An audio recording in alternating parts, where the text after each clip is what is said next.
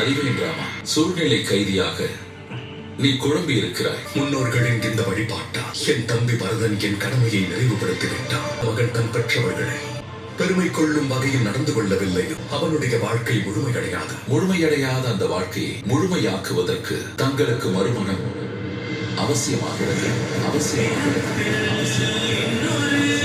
நான் கூறியதை சிந்தித்துப் பார் ராமா. நிச்சயம் குருதேவா. பிரபு, இதற்கே தீர்வு சொல்லக்கூடிய என்னுடைய பிரபு ராமரே இப்படிப்பட்ட தர்ம சங்கடத்தில் இருக்க வேண்டியுள்ளது. உண்மையான போர் இலங்கையில் அல்ல, அயோத்தியில் தான். நான் என் இதயத்திலிருந்து சீதையை தூக்கி எறிய முடியவில்லை.